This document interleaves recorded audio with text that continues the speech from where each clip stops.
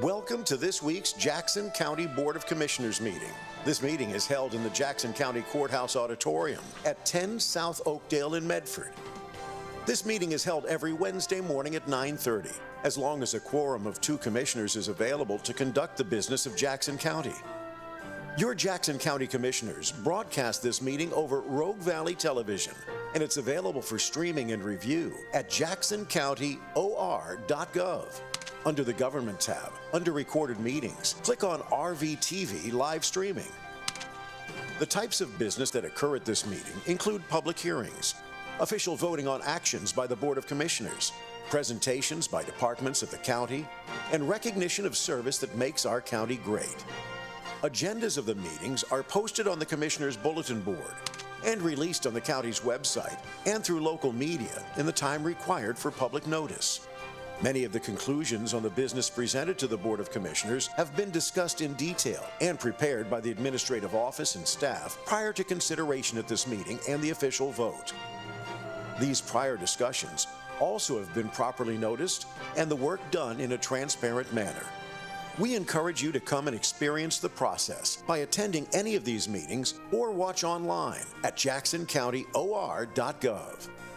And now, your Jackson County Commissioners, Rick Dyer, Colleen Roberts, and Randy Sparacino, working for you.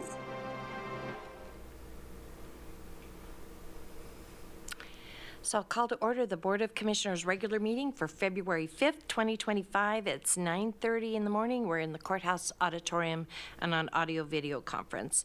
And Jackson Bowers agreed to lead our Pledge of Allegiance this morning. Thank you. Stand. I pledge allegiance to the flag of the United States of America and to the republic for which it stands, one nation, under God, indivisible, with liberty and justice for all. Thank you, Jackson. And the first item we have is our Employee of the Month, and Shelley Piver, who's so brave and is here in person for Health and Human Services Department. Come on up. We'll meet you at the podium.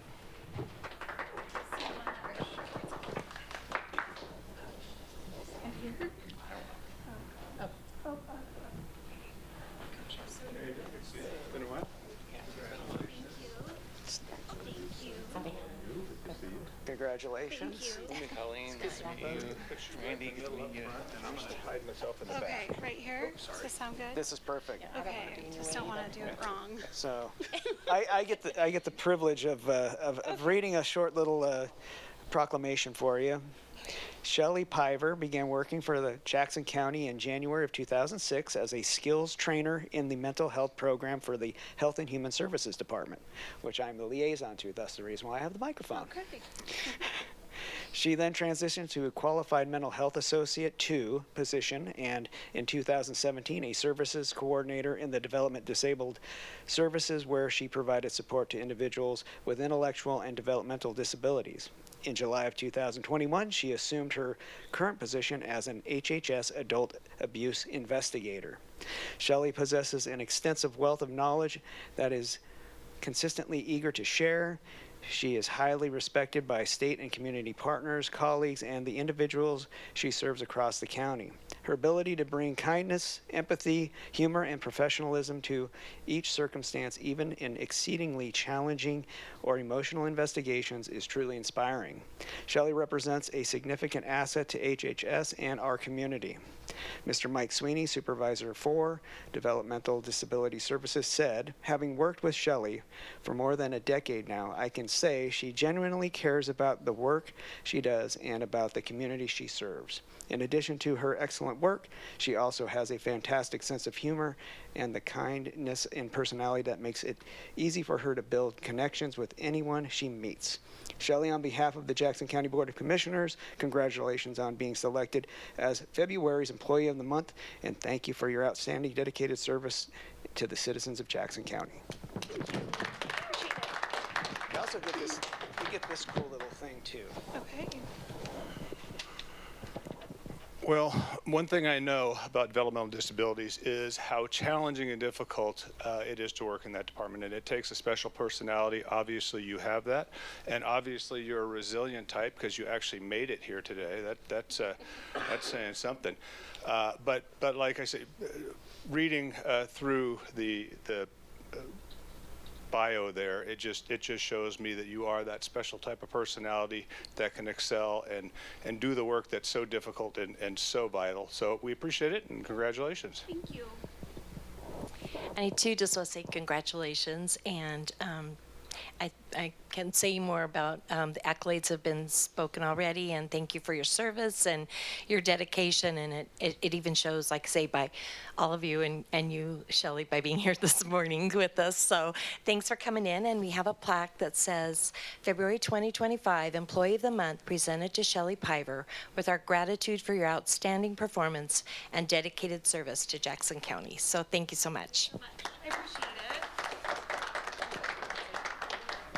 Sure. Shelley, I've known you for about 10 years. I can say this, your background in mental health and then as a DD case manager really set the groundwork for you to be an investigator. What people don't know is investigations is very tightly wrapped into a statewide system for abuse and investigations for adults. Shelley's overall attitude and ability to manage stressful situations has made her a perfect fit. So, well deserved. Congratulations. I appreciate it. Thank you. It's Stacy. I would just say the fact that you have ridden all the bumpy rides of mental health is what prepared her for you. So what I was telling, Rick was like, what do you say? And I said, well, I am going to say that I've always found Shelley to be kind of a ray of sunshine. If you're having a bad day and you happen to cross paths with her, she always has a smile. She's always funny, which I appreciate. And I do just love the good quality work you do. And I know that we're really thankful to be able to have you as our staff. So congratulations. Thank you. No, just thank you. Thanks for everyone being here. Sometimes when people talk about how funny you are, we have you tell your best joke. Oh, I don't think they're appropriate. Thanks everyone. No. Yeah, that's my joke. No, I really appreciate it. Thank you so much. I enjoy my job and everyone I work with, and yeah, that's it. Congratulations. Thanks so much. Thanks. Nice to meet you all. You as all. Thanks for coming. Yeah.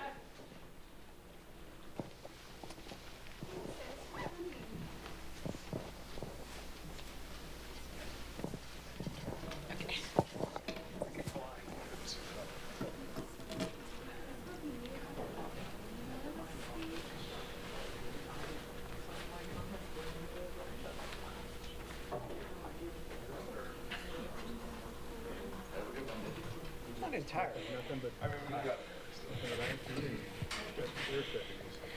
So I'll move on to our request for and discussion of non-agenda items, a 5-minute limit pursuant to the codified ordinances of Jackson County, Section 213.06. Members of the public may address any item not on the agenda.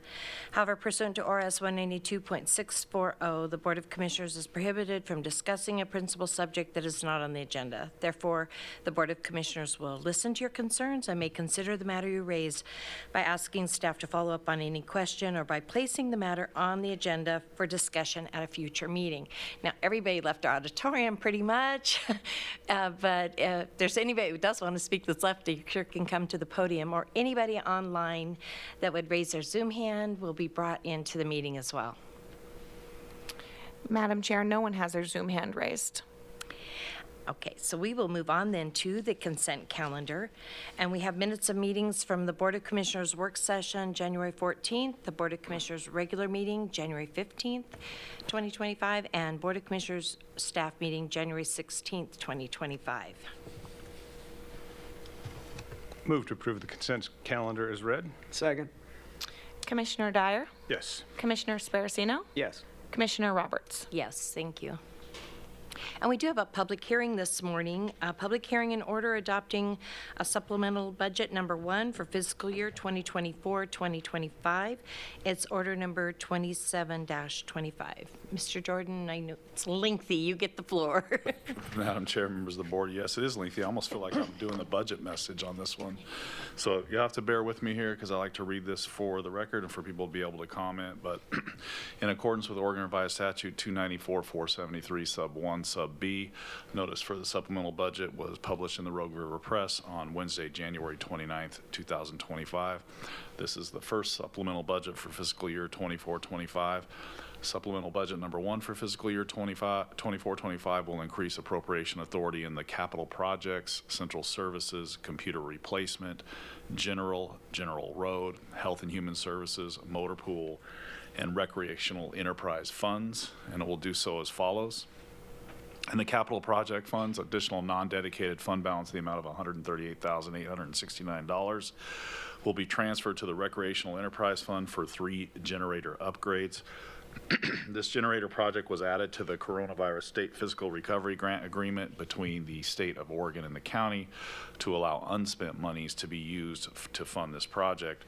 The result of this adjustment will create a new transfers category in the amount of $138,869, and the total net effect of this adjustment will increase capital project fund appropriations by that same amount, $138,869, from $500,000 to $638,869. In the Central Services Fund, the Facility Maintenance Program in the County Administration Department has various B7 projects that include revenue from the Jackson County Library District in the amount of $334. That's being used for carpet replacement in the Phoenix, Talent, Shady Cove libraries, security cameras at the Roos Library, and entry door replacement at the Medford Library. It's used for floor coating of the welding shop floor and a roof replacement for the tire lube shop, paid for by the road fund in the amount of $65,655.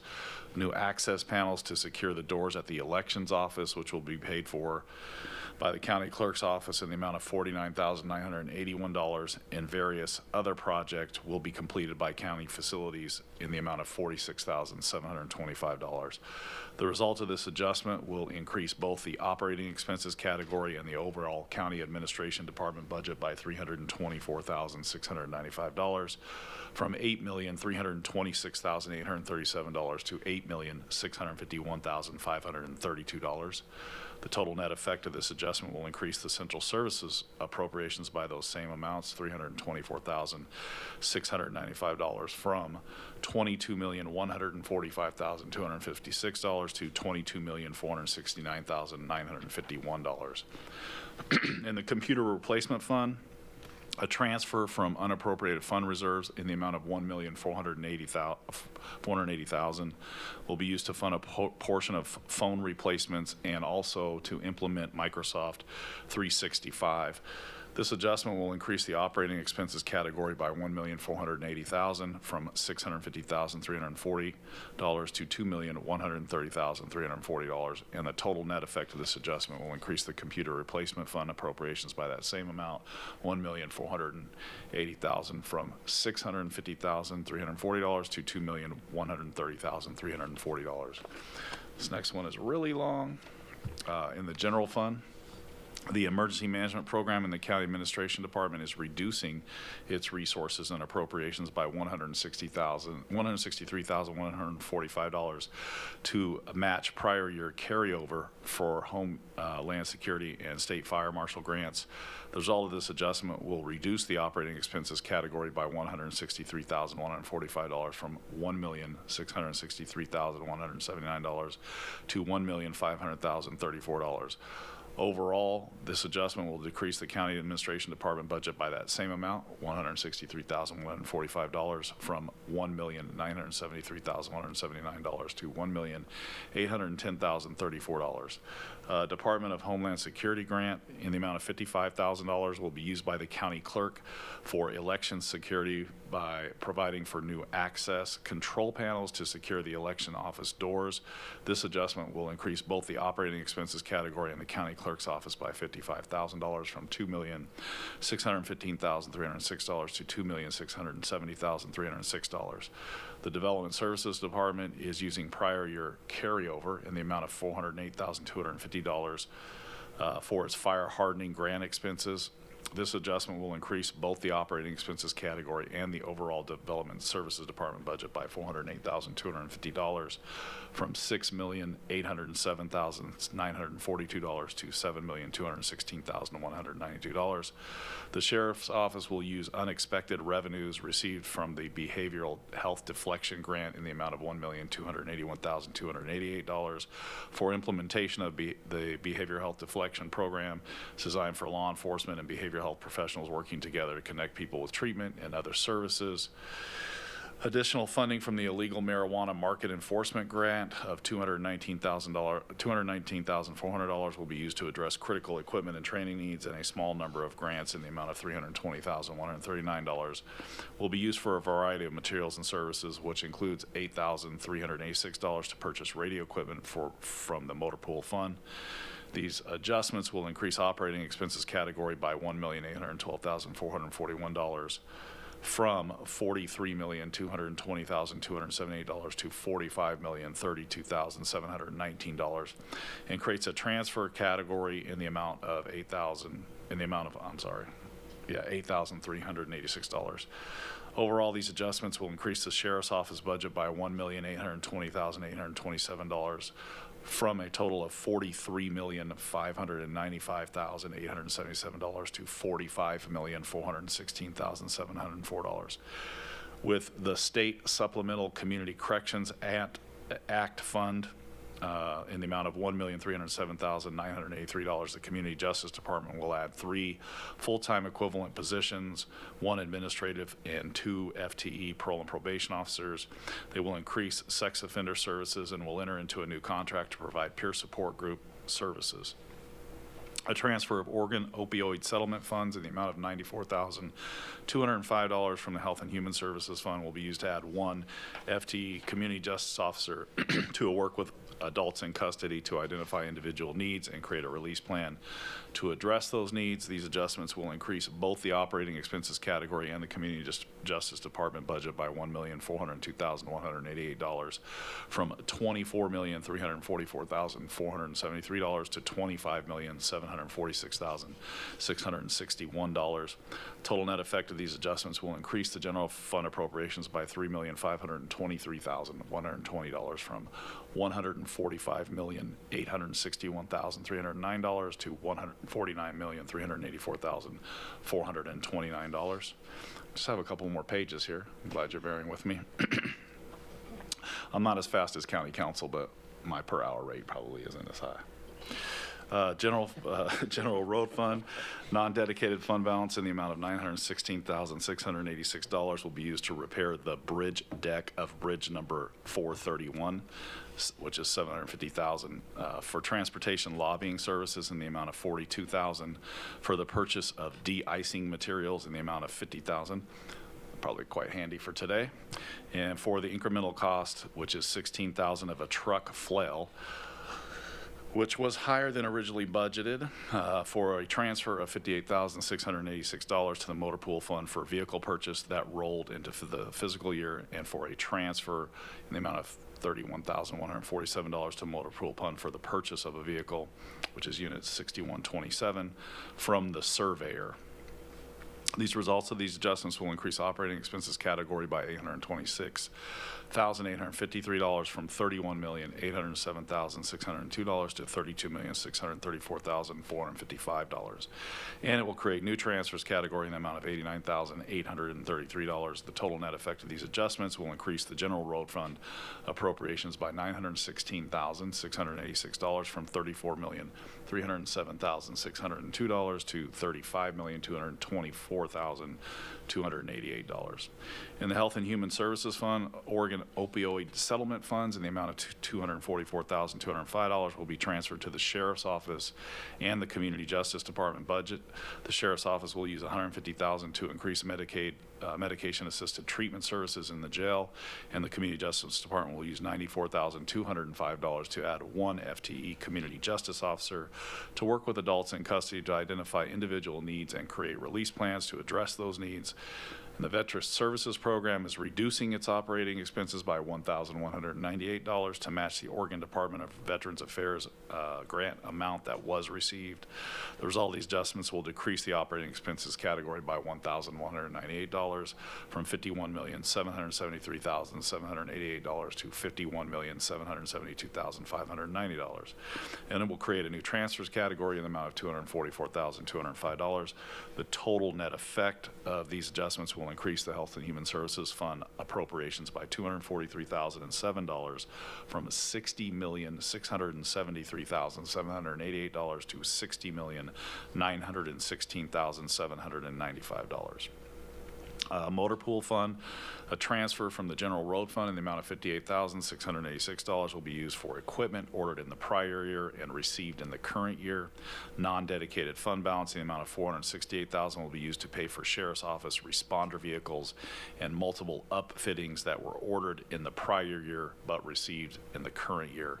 A transfer from the Sheriff's Office in the amount of $8,386 will be used for the purchase of radio equipment, and an additional transfer from the general road fund in the amount of $31,147 will be used to create a transfers category related to the purchase of equipment previously mentioned unit 6127 from the surveyor. The result of these adjustments will increase the operating expenses category by $535,072 from $4,129,859 to $4,664,931 and create a new transfers category in the amount of $31,147. Total net effect of these adjustments will increase the motor pool fund by approximately $566,219 from $4,424,759 to $4,990,978. In the Recreational Enterprise Fund, a transfer from Capital Projects Fund of $138,869 will support upgrades for the 3 generators I previously mentioned. Funds from the State Fire Marshal in the amount of $208,943,000. The City of Phoenix, $53,851, and the City of Talent in the amount of $32,310 will support fire fuels reduction along the Bear Creek Greenway in the amount of $295,104. Vending machine revenues in the amount of $75,000 will fund improvements in concrete area and drainage features at the bulk water station facility on Antelope Road in White City, and a combination of Oregon State Marine Board grants in the amount of $51,520 and Oregon Department Fish and Wildlife grant in the amount of $153,750, and a transfer from contingency in the amount of $80,000 to operating expenses will provide for improvements to Immigrant Lake docks in the amount of $285,000. The result of these adjustments will increase in the operating expense category by $793,973 from $5,735,811 to $6,529,784, and will decrease the contingency category by $80,000 from $706,356 to $626,356.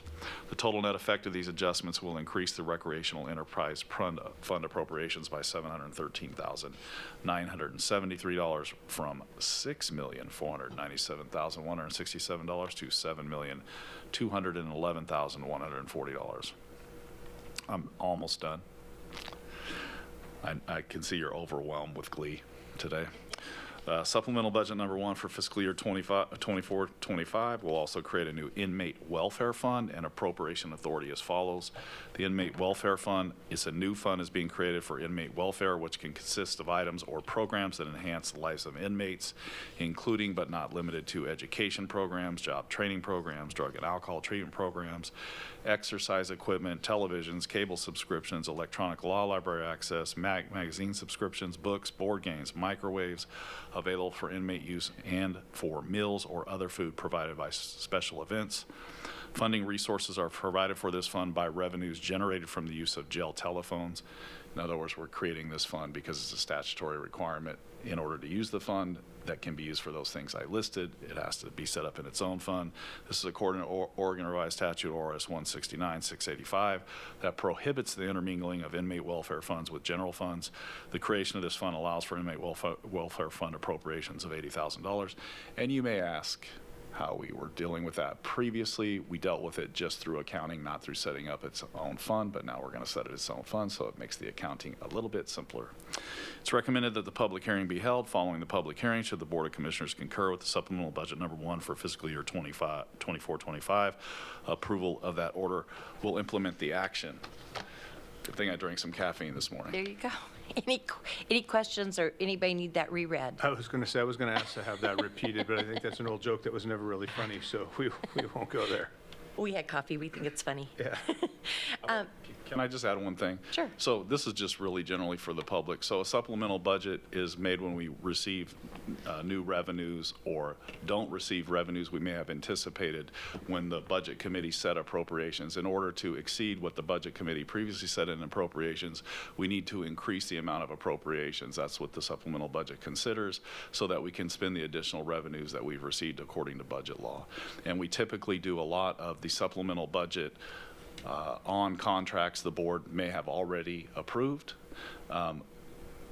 Technically, because we already have appropriation and we're only a couple months into the year, we're not going to exceed our appropriation authority by doing that, but we like to have the supplemental budget before the board, before we actually implement those changes in contracts the board may have already approved, depending upon a supplemental budget.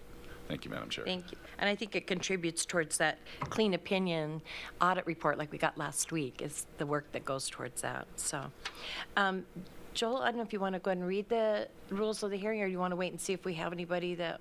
Well, if we're going to open it, we got to have rules. Well, let's give us some rules. We don't have rules, we just have anarchy. That's true. So, the rules for the hearing, for the conduct of the public hearing today are as follows. Only the chairperson or a member of the Board of County Commissioners may question a speaker. There'll be no interruption of a speaker from the audience. No debates on the floor. Applause is not permitted. The speaker may criticize the proposal of the board or an agency of the county, but shall not argue with another speaker directly. The speaker may present an opposite view, but not in personal terms. A person wishing to speak shall raise his or her hand, sign in, or raise his or her Zoom hand, and first be recognized by the chairperson conducting the hearing. After being recognized, the speaker shall state his or her name and address before proceeding with his or her statement. The chairperson may limit the duration of any presentation to the time necessary to cover factual information. Repetition by a speaker shall be avoided. Whoever violates any of these such rules shall first be warned by the chairperson to desist from such violation. In the event that such person does not so desist, he or she may be ordered by the chairperson to leave the hearing. Thank you, Madam Chair. Thank you for those rules. All right, so we will open up the public hearing to anybody in the auditorium that would like to comment on it, or anybody online.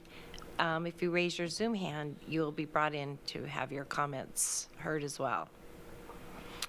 Madam Chair, no one has their Zoom hand raised. And there's nobody really from the community in the auditorium, and probably for good reason. The weather is horrible. But anyway, it was posted, so if people had comments, we sure wanted to hear from them. But we will close the public hearing then and move towards deliberation, or a motion and then deliberation. I'd like to make a motion to move the adoption of supplemental budget number 1 for fiscal year 2024-2025, order number 27-25. And I'll second. And any deliberation, discussion of the board? Of course, as I always appreciate the work that's put into that. Obviously, just very simple, straightforward governmental budgeting. Nothing really too complex there, right? No, but it's important to make sure that these things are done, correct processes, and following the procedures required. And I know we always do that. Ditto. Yeah, I would. Can I just add something? Sure. And I'm sorry, I should have added this in my report, but if you notice the numbers of the changes in the total net effect, I'd like to point this out to the public, because a lot of times the public doesn't think we maybe spend enough resources on certain services, but you'll notice that our Health and Human Services budget is by far the largest budget, exceeding $60 million.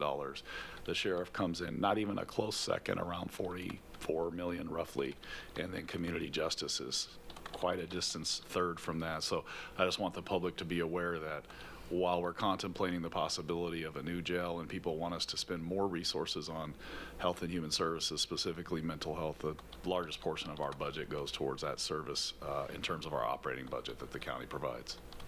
Thank you, and I appreciate the transparency of it. And they are, probably to the public, huge millions of dollars of budgeting numbers. I mean, it is pretty significant, but it is the best accounting and a transparent delivery of what is going on with those budgets for the public and for our board. So we'll take a vote. Commissioner Sparacino? Yes. Commissioner Dyer? Yes. Commissioner Roberts? Yes, thank you. And thank you for the presentation. So we'll move on to our discussion and deliberation items. An order authorizing a Homeland Security Grant Agreement. It's number 24-254 with the State of Oregon Department of Emergency Management. It's order number 28-25. Mr. Jordan. Madam Chair, members of the board, if you'll recall, this was just mentioned in my rapid reading of the supplemental budget, but in this case, the agreement will provide funds to better secure the elections office by installing security equipment, including a key card entry system and control panels. The term of the agreement's upon execution through September 30th of 2026 for the performance period of July 1st, 2024 through September 30th of 2026. It's a revenue of $55,000, and I do recommend your approval. Thank you. I'll take a motion. Move approval of order number 28-25. Second. I didn't ask for any questions or if there's any deliberation. Yeah. Nope. Okay. Commissioner Dyer? Yes. Commissioner Sparacino? Yes. Commissioner Roberts? Yes. And so we next have the first reading and scheduling of a second reading and a public hearing of an ordinance approving a minor comprehensive plan map and zoning map amendment to correct an error with the location of the Ashland urban growth boundary on property described as Township 39 South, Range 1 East, Section 04A, tax lots 1,000, 1,100, 1,200, and 1,300, and located at 375 and 475 East Nevada Street in Ashland. The Young Family Revocable Trust and Peter and Laura Schultz owners, and it's file number 439-23-00006 LRP. And do you have more on that? Yeah, Madam Chair, members of the board, in this case, approval of the ordinance will benefit Jackson County by correcting a City of Ashland urban growth boundary mapping error on the comprehensive plan map and zoning map. It's recommended that the first reading of the ordinance be held on February 5th, 2025, and that the second reading and public hearing be scheduled on Wednesday, February 19th, 2025 at 1 p.m. here in the courthouse auditorium and also by audio-video conference.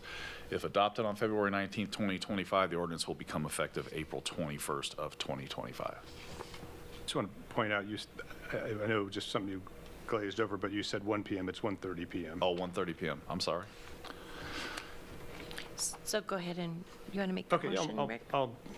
I'll move to approve the first reading and schedule second reading and public hearing of ordinance approving minor let me give the date, the second reading public hearing for Wednesday, February 19th at 1:30 p.m. here in the courthouse auditorium, approving a minor comprehensive plan and zoning map amendment to correct an error with the location of the Ashland urban growth boundary on property described as Township 39 South, Range 1 East, Section 04A, tax lots 1,000, 1,100, 1,200, and 1,300, and located at 375 and 475 East Nevada Street in Ashland, and the Young Family Revocable Trust and Peter and Laura Schultz are the owners, and this is file number 439-23-00006-LRP, and ordinance number 25-21. Second. Commissioner Dyer? Yes. Commissioner Sparacino? Yes. Commissioner Roberts? Yes, thank you. Next, we have an order authorizing amendment number 1 to Jackson County contract for services dated July 24th, 2023 with Secure Transport of Oregon Incorporated. It's order number 29-25. Mr. Jordan. Madam Chair, members of the board, in this case, Secure Transportation of Oregon Incorporated provides secure transportation of individuals that are on psychiatric holds who may require transportation from or between psychiatric hospitals or acute care facilities, secure residential treatment facilities, or state custody. The original contract was a not to exceed amount of $60,000, and the term of the original contract was July 1st of 2023 through June 30th of 2024. Amendment number 1 will increase the not to exceed expense amount by $60,000 to $120,000, and will also extend the term of the contract from July 1st, 2024 through June 30th of 2025, resulting in the term being extended beyond 12 months and requiring authorization by the Board of Commissioners. In addition, the amendment identifies that Secure Transport of Oregon LLC is now Secure Transportation of Oregon Incorporated. The amendment requires ratification to become effective July 1st, 2024. It's expense of $60,000, and I do recommend your approval. Thank you. Any questions and a motion then? No questions. I move to approve order number 29-25. And I'll second. Any discussion? It's just a vital means of transportation that our county needs to pay for, and it's a necessary expense. Yeah. Good service. Good service. Thank you. So we'll go take a vote. Commissioner Sparacino? Yes. Commissioner Dyer? Yes. Commissioner Roberts? Yes. And our final item is an order authorizing a task force agreement with the United States Department of Justice, Drug Enforcement Administration. It's order number 30-25. Mr. Jordan. Madam Chair, members of the board, the United States Department of Justice, Drug Enforcement Administration, and the Jackson County Sheriff's Office will establish a local task force to enhance coordination in combating drug-related crimes. This partnership allows for access to federal expertise, funding, and training, ensuring local law enforcement is better equipped to handle complex narcotics investigations. The county is responsible for providing vehicles to members of the task force. The county and the DEA will pay for personal expenses of their respective members of the task force, with the DEA reimbursing the county for certain overtime expenses of county employees. Term of the agreement is October 1st, 2024 through September 30th of 2026. It does require ratification to become effective October 1st of 2024. And I do want to just note that, as I said, they will do this. They have also been doing this already. This is essentially a continuation of something we're already doing. Thank you. Take a motion. I'll move approval of order number 30-25. Second. Any further discussion? It's just the ongoing battle that requires this effective coordination, and I think our law enforcement agencies at all levels work very well together and are as effective as they can be, and we appreciate that. Yeah, I'd like to follow up on that too, to say that with the quasi-criminalization of drugs in the state of Oregon, there'll probably be a little bit more activity with regard to this particular task force, so it's a good thing for our community and for our community safety. It is. Thank you. And we'll take a vote. Commissioner Dyer? Yes. Commissioner Sparacino? Yes. Commissioner Roberts? Yes. And that concludes our agenda, so our meeting is adjourned.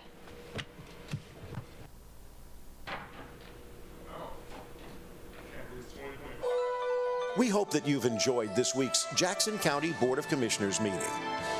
If you have any questions on any part of the show, please feel free to contact your Jackson County Commissioners or staff. You can find their contact information at jacksoncountyor.gov. To review the content of this or any other meeting, under the Government tab, under Recorded Meetings, click on RVTV Live Streaming.